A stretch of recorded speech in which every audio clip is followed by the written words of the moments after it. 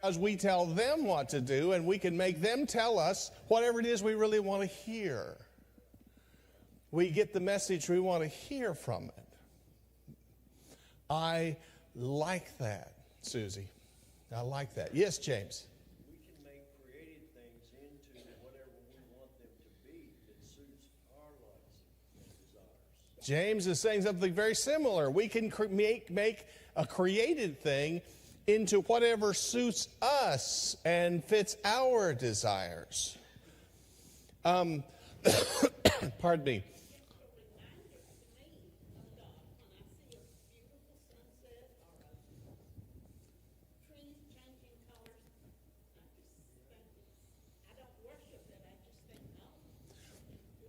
Now, that's a natural reaction we all ought to have. You know, one of the things that amazes me most is the amazing healing power of the human body. I am so glad you are here, sister, today. But whenever we see a sunset, whenever we see the grandeur of God's creation, it draws us closer to Him and helps us worship more, but we don't worship that. We worship the Creator, not the thing created. But that awe of it, we understand that. But why would we start worshiping the sunset and not the Creator of the sunset? I want you to think for just a moment of all the fantastic, amazing things you've seen that mankind has imagined. What are some of the strange things we have imagined? Some of the mythical creatures you've heard about, and maybe something from literature. Maybe you're a science fiction fan. Maybe you like fantasy. Maybe you enjoy these kinds of things. What kind of things has man imagined? Yes, James? Dragons. What's a dragon? Pardon me, Godzilla and dragons. Yes. Okay, there's two of them. And what else? Give me a third. Dogs. Dogs, and we've had an amazing three-headed dog from Greek mythology. We've got all kinds of these mythological things. But what's a dragon? Except for a bird and a snake put together with maybe an alligator. Or if we're talking about Godzilla, it's a guy in a dinosaur suit tromping around a model, right? But we see, a lizard combined kind of with a man. And no matter how fantastical these creatures are, everything we imagine, even we imagine it coming from another world, is something we're familiar with. Even the eggplant that ate Chicago, or the attack of the killer tomatoes. It's all stuff we've imagined. But God has demanded we go beyond our imagination. And in faith, we worship that I am, that didn't start, always was, that unlimited one from time and space, unlimited in power, unlimited in love, and unlimited in justice. God demands that we go beyond our imaginations to worship Him, and we somehow rebel and say, I'm going to worship a bird, I'm going to worship a creature, I'm going to worship a compilation.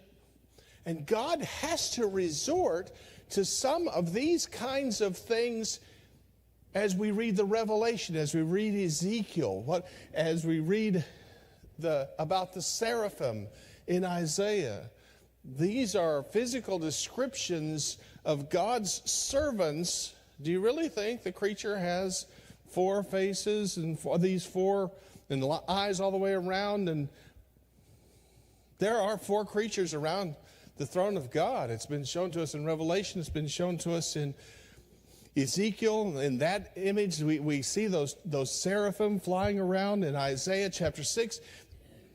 There are amazing things there, but to describe them to us, God has had to resort to combinations of the things that we know, because we can't stretch that far. It's like heaven with a gold street. Why would heaven have a gold street? Why make the street out of gold? What's the street made out of in your world? Concrete. Concrete, pavement, asphalt. Why do we use that stuff? It'll last, it's strong, it worked, but why do we use that? Why don't we use silver and gold? What are we putting? What's one of the most important qualities of streets? Durable, and they got to be cheap. They've got to be cheap. The cheapest thing in heaven is gold. Now, there you go. I think it'd make a pretty good paving material, because you could pound it out and it's nice, and it's a metal and it's soft enough that you could actually, God doesn't need to make gold streets. That's not it. He's describing to us a place that's so beyond our imagination. But we've got to somehow worship God as a creature, not a creator. Yes?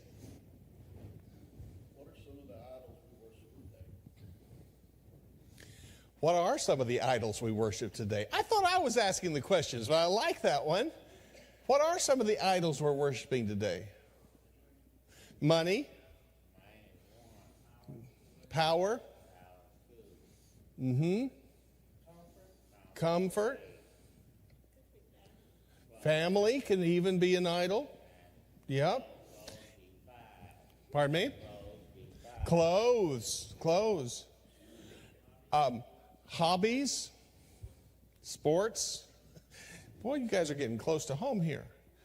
I just wondered also, I got to watch Clemson in that fantastic football game, and Cowboys scare me to death last night. And, I've got my idols too. How do we do our automobiles, does our transportation become an idol? How does the car companies do that? Make it more and more and more bigger, better, newer, prettier. They always got to put out new colors. They have to change the body style every year. Got to be shiny or not shiny. One beautiful color or changing colors these days. It's got to be faster. It's got to be more powerful. It's got to somehow help us. We can have all kinds of idols. Anything that comes before God. In fact, covetousness is the overall statement for that. Colossians 3:5, covetousness, which is idolatry. When I want something more than I want God, I'm worshiping it. Next question. How does God respond to these evil attitudes? He's jealous. Now this is, to be fair, a read my mind thought, but I'm getting this thought from Scripture. 3 times it's going to talk about God's response. What is God's response the 3 times in the rest of this chapter? God does what? Gives them up. I knew you knew it. God gave them up. So if we want something bad enough, God will do it. And there are 3 exchanges and 3 abandonments. 3 times this text says they exchanged and God gave them up. We've had the first exchange. They exchanged the immortal God, the image of the immortal God, for the image of 4-footed beasts, quadrupeds, birds. You really want to worship an eagle? You sure about that? We've done that, and so God gave us up. I'm sorry I didn't put that question on the board. I saw it on the right. And yes? The irony is that they gave God up first. They gave God up first, and then God gives up. It's not irony. It's free will. God respects our choices, and our choices have consequences. And that's what's happening here. What exchange did mankind, the Gentiles, make? They exchanged the truth for a lie. They exchanged the immortal God's image that they can't grasp for something they could get their hands around, that they could control and manipulate.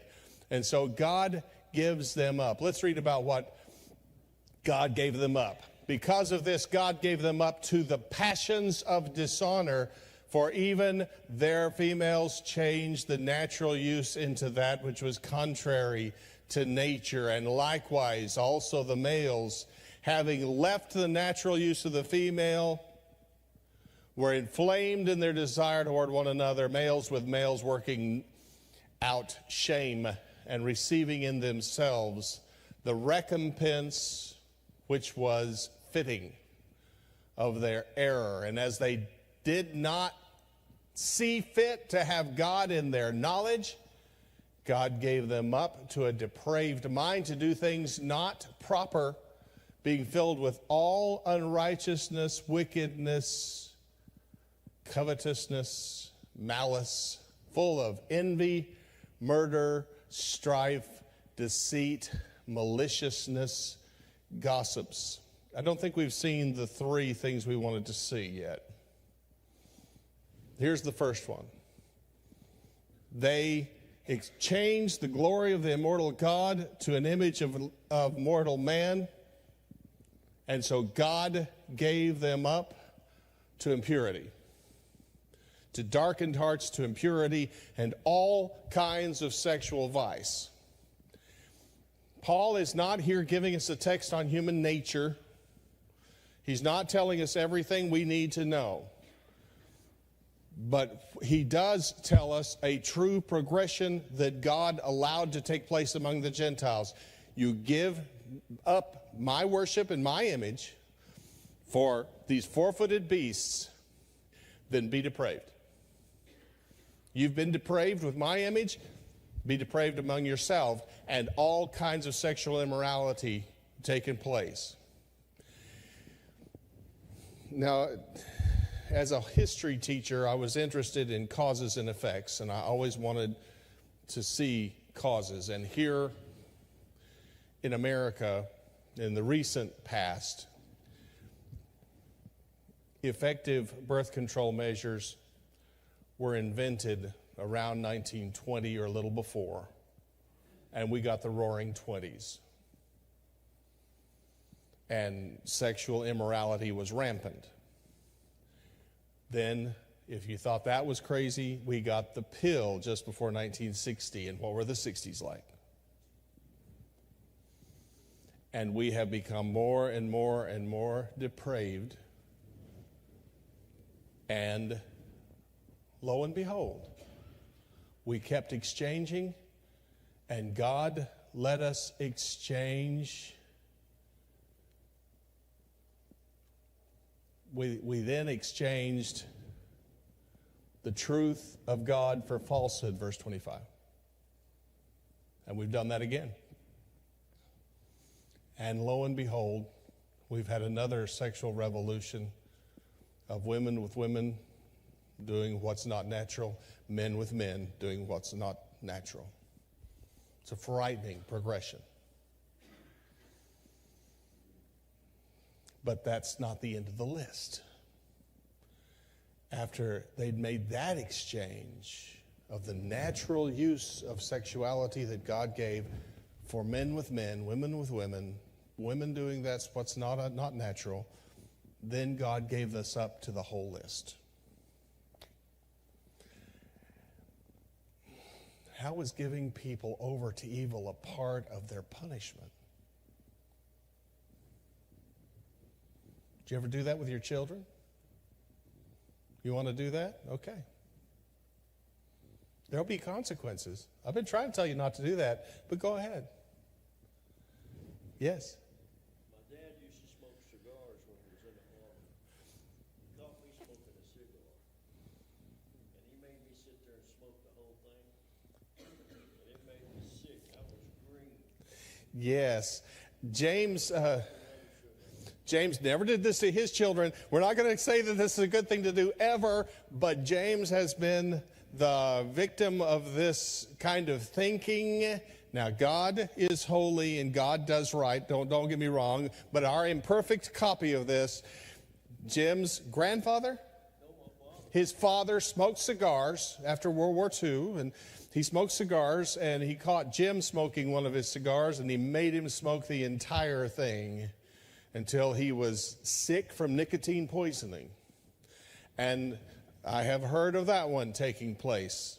My mother and father let me have the cherry pie, and they suffered some of the consequences along with me for all the cherry pie I wanted on one occasion, and I found out you don't want all that you want, right? Chris, you remember God said, I'm going to feed you quail until it comes out of your nose. That's right. They wanted quail. They wanted meat. They weren't, what is this, manna? It's what is it? That's the name, what the name means. We're tired of this, what is it? And we want some meat. So, okay, I'm going to give you meat, and it's going to run out your nose. You're going to have so much meat. And they gathered quail all day and all night and all the next day, and it rotted, and many, many of them died. If you want quail, you want meat, here's some meat. And quail is delicious. I don't know about you. Dove you can keep, but that quail is just, that breast meat is just wonderful. Now that does taste like chicken. That's good stuff. And I could enjoy a lot of quail, but you don't want that much quail. The consequences, the natural consequence of these sins, God allowed them to suffer. How does their freedom to do as they like actually become a trap, an inescapable consequence? Okay, you're giving me up?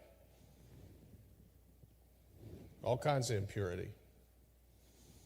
And Paul even mentions in his society, this is before the days of AIDS, here's a consequence. There's a consequence for men with men doing what's unseemly. The human body's not designed to do some of that stuff. And you'll tear it up. Yes? Addictions. Oh, I'm so upset about one now. Is anybody else upset about kratom? K-R-A-T-O-M? I am upset about that stuff. It's legal in all but 13 states of the United States.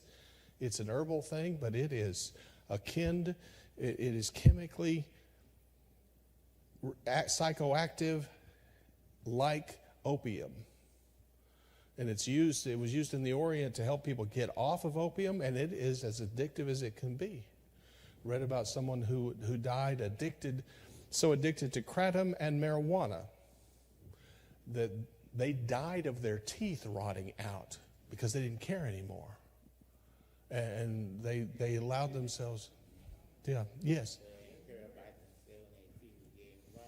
They didn't care about themselves. All they cared about was getting high. He was functioning, had a construction job, but this former NFL receiver had a career of 5 or 6 years in the NFL for the Tampa Bay Buccaneers, for one. Died essentially of rotted teeth. Yes, but God, we want to go into sin, there are consequences to be paid. Yes, James. This is talking about habitual sin. Habitual sin is what we're talking about. It is, and deeper and deeper and deeper depravity. I don't even like talking about this stuff, so I'm not gonna share too much more about it, other than it is its own punishment in some ways, and a society is going to go so far. Is God going to allow a society and human beings to endlessly get worse and worse and worse? Did he allow the world to get as bad as it could get before the days of Noah? It got awfully bad. Did God tolerate that? Or did he destroy the world with a flood? why couldn't Abraham and his descendants just live on in the land of Canaan? There were reasons for it, but one of them was the iniquity of the Amorite is not yet full. There comes a time God will punish. Habakkuk, the entire book is written, God's going to punish Judah using the Babylonians. So in the first chapter, Habakkuk says, how can you allow this wickedness to go on in Judah and not be punished? And he says, your ears are going to tingle. You're not going to believe what I've got in store for them. I've got the Babylonians. They're going to come and conquer them. And then, the end of chapter 1, Habakkuk saying, how can you use a people more wicked than us to punish us? And Habakkuk in chapter 2, verse 4 is going to say the righteous shall live by faith. But he's going to be telling us in that book, the Lord is in his holy temple. Let all the earth keep silence before him. And he's going to say, I'm going to punish the Babylonians too. But I'm going to use them first. And Nebuchadnezzar had to learn that God gives the kingdoms of this world to whomever he pleases. And what did God tell Belshazzar? Belteshazzar was Daniel's name, but Belshazzar was the son of Nabonidus, second in command of the kingdom. That's why he made David third commander when he interpreted the words on the wall. What did they say? Mene, mene, tekel, upharsin, which means, and that's money. Money, mina, shekel. You've been weighed in the scales like money and been found wanting, and God has divided your kingdom. Upharsin was dividing it between the Medes and the Persians, and he died that night because that's whenever the Medo-Persian army broke through damming up the Euphrates River, or the Tigris River that ran through Babylon, and they marched through under the gates that were over the river, and he died that night. He was killed in his sleep. But anyway, God does give the kingdom to whom he wants, and sometimes we're wondering, what are you thinking about with this guy or that guy or something else? But you remember Hitler didn't last all that long. Mussolini didn't last all that long. There's been some really bad rulers that God has taken out of the way, and God is still working in this world even as they reject him. There's a certain level that God will not tolerate, which always scares me. Anyway, continue reading verse 30. Slanderers, hateful to God, insolent, arrogant, boastful. If you're asking me, this list starts bad and it gets worse. Inventors of evil things, disobedient to parents, foolish, untrustworthy, heartless, unmerciful, who having known the righteous judgment of God, that those doing such things are worthy of death, not only are participating in them, but they also are approving of those practicing them. Does that say that we have a sinful nature? That we were born depraved? Or does it say we became depraved? Is it saying man is created evil, and once we sinned, we're always going to tend toward evil? Or is it saying we sinned, we gave up God, and he gave us up? Which is the message? Because beware, this has been used to try and teach the message. Mankind, because of the sin of Adam, has become hopelessly depraved. And you cannot do anything. In its extreme form, you've got to wait for a supernatural visitation of the Spirit of God to let you know you're one of the saved or one of the lost.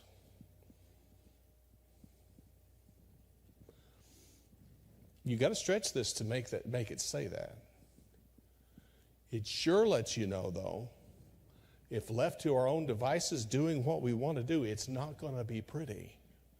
It's going to be ugly. It's going to be hideous. And it's going to get worse. Left to our own devices, do we get better or worse? A lot worse. Remember the old farmer's statement? Let a boy and a pig do whatever they want, and you give a really good pig and a really bad boy. And that's a really bad human being.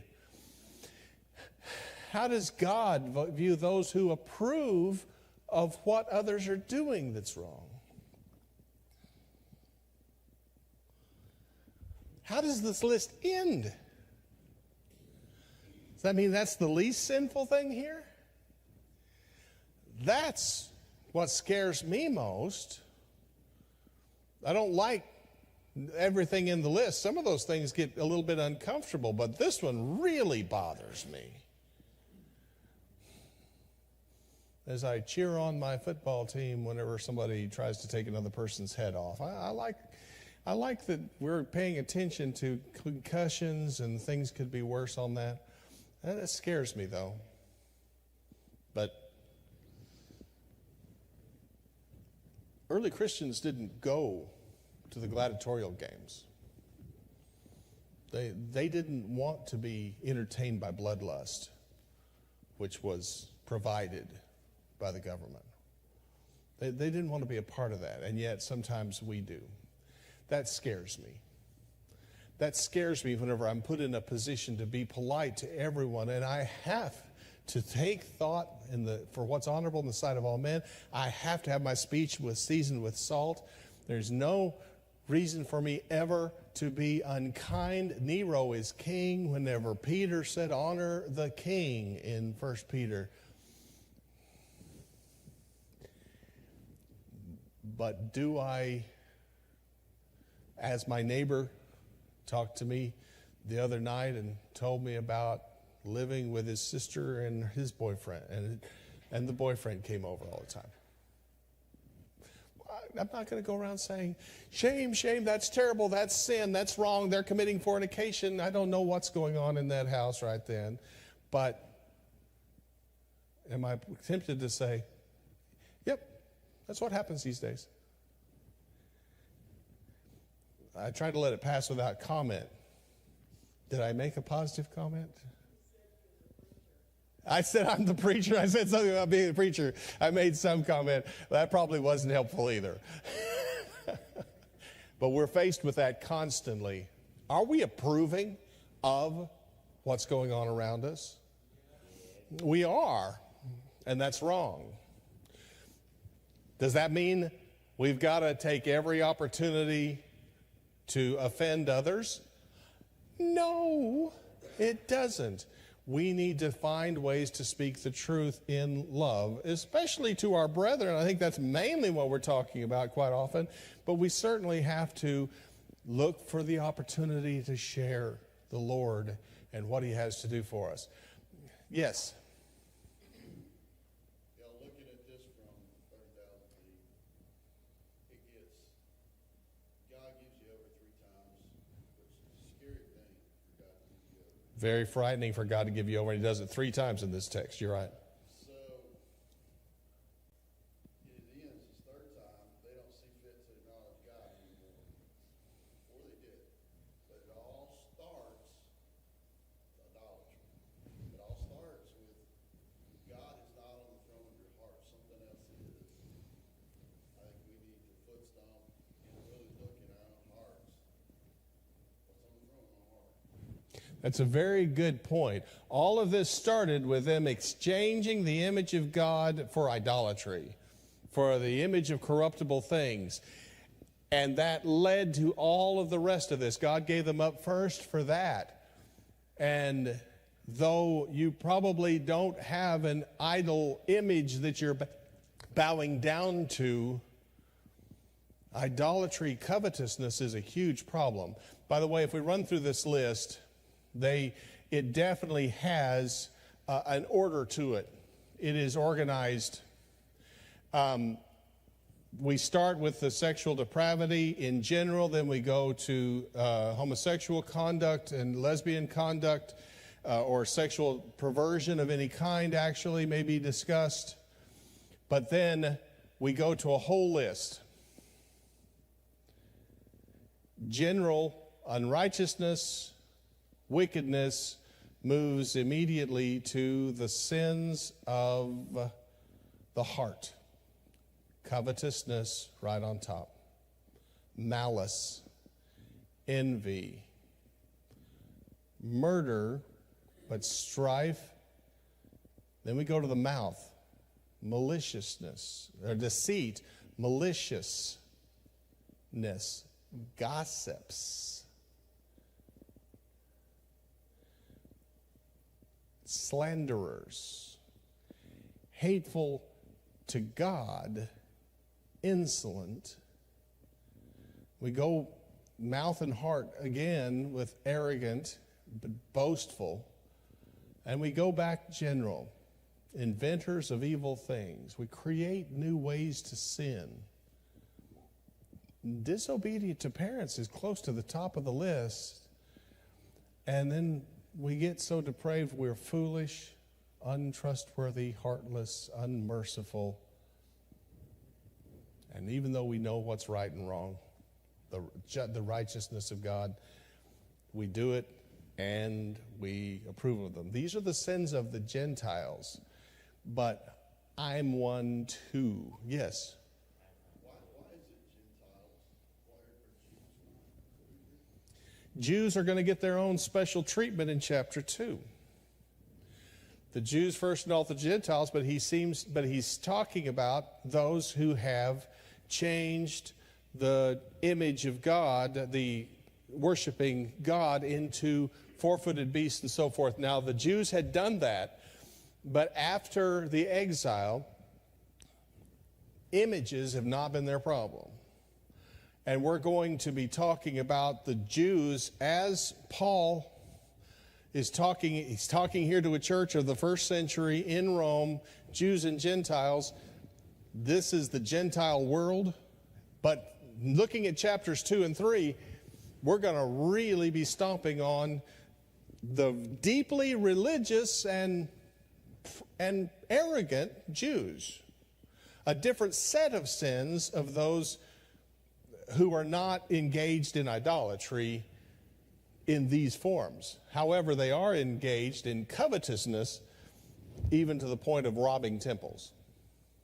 Go back to, where did you say this all started? It started with, I think it starts in verse 24, where he gave them over to the lust of their hearts. Okay, well, I'm carrying the context back to verse 18. All ungodliness and unrighteousness of men.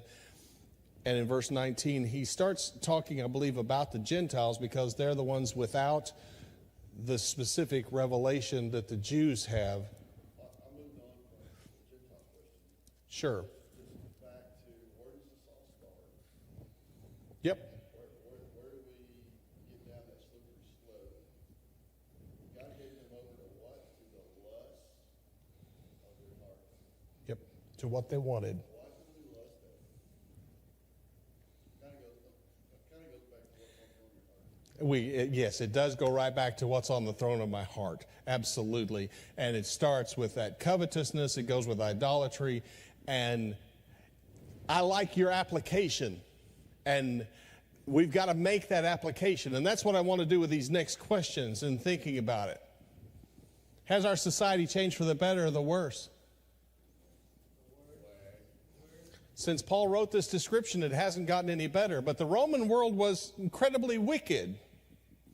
There was some tremendous wickedness, but we're watching our world getting worse and worse and worse in our minds and imaginations, especially as I get older. It certainly looks worse to me.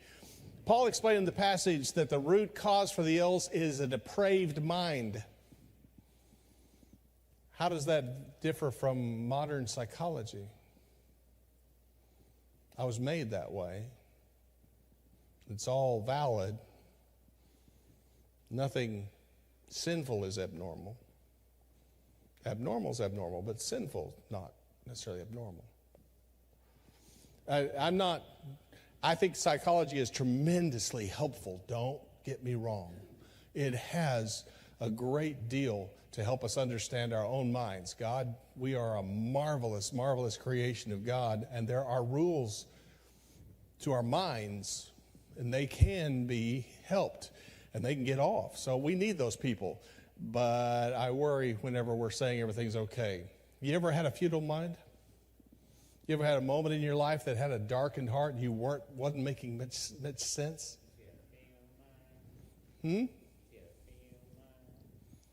A futile mind, a time whenever your brain, you were not thinking straight. I've had that before, and the devil helps us with that, doesn't he? There's plenty of substances that help us do that, and we never want God to give us up and let us hurt ourselves. How do we explain God's wrath to somebody who thinks everybody's basically good? Surely God wouldn't do that. God's perfect, and God loves us, and God, everything's good, and we're all good, on average.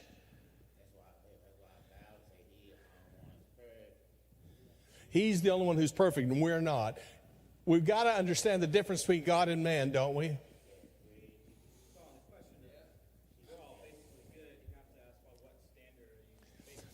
On what standard are you basing this idea that we're basically good? Are you getting that from the Bible?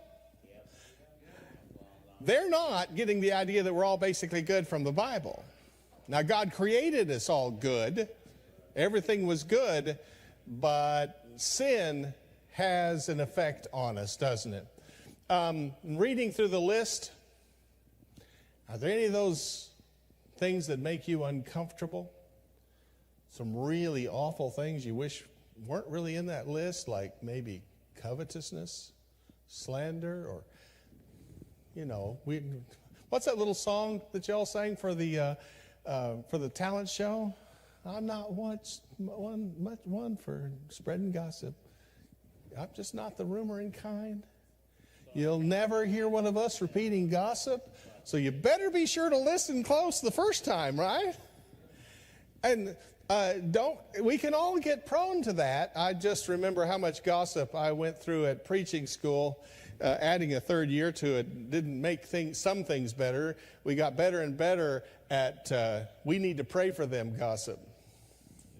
You know what's going on in their house? We need to pray for them. You know what's happening over there? We need to pray for them. And we had a lot of fun praying for folks. Where would you take a social psychologist today to show the depraved mind in Fort Worth, Dallas?